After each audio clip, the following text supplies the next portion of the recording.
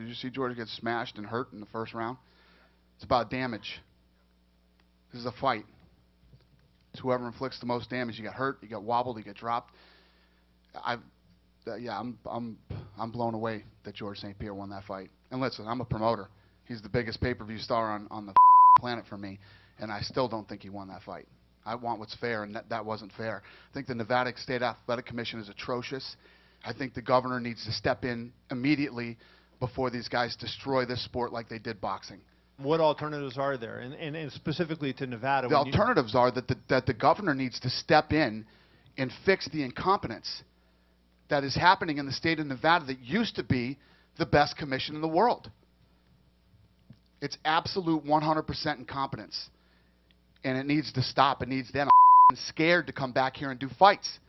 I'm afraid of this state, you know. And it's not about what's you know. And I guarantee if you did a poll, I mean, not many people think George St. Pierre won that fight.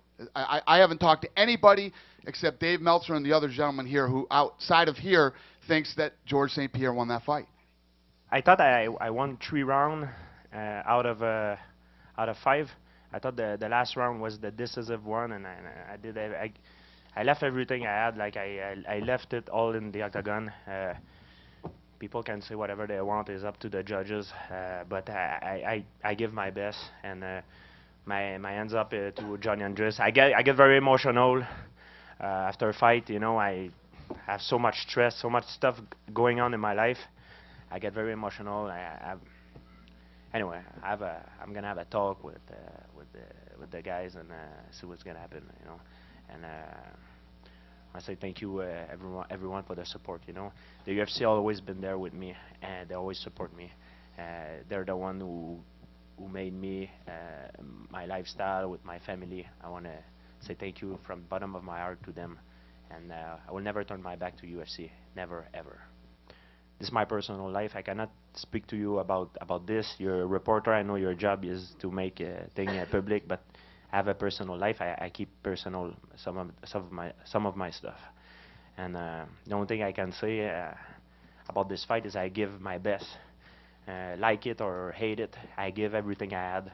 And I want to say thanks to Johnny for the fight, and thank you for the fan and everybody. I hope they appreciate the show. I give it all. I left everything in here and there. You know, I had one significant problem, which was I took on a better fighter tonight, and you know, I got mauled. And when he got in that top position, there, I just couldn't go anywhere. I had the fence on one side, I got a world champion on the other side, and I was trying, but he hit me so hard, and then he did it again and again. And yeah, I think that I could have some moments with him. I think that I've got some spots where I could be a lot more competitive. But that wasn't one. Once he got on top of me, I just couldn't. We could still be out there. I'd still be down. I just couldn't get up. I feel great, and I think we should probably do, like, if George takes off for a half a year or a year, Hendricks and I fight for like an interim title, and when George comes back, I'll beat him up too. Let's do this. I've been wanting to fight Vanderlei for 3 years. I was never overly excited to fight Rashad. I did everything I could do to beat him, but no, I've been wanting to get a hold of Vanderlei for 3 years, and it's a grudge match, and you know, those don't come along all that often, and when they do, they're exciting and they're fun to be part of, and no, I'm always motivated to fight Vanderlei Silva.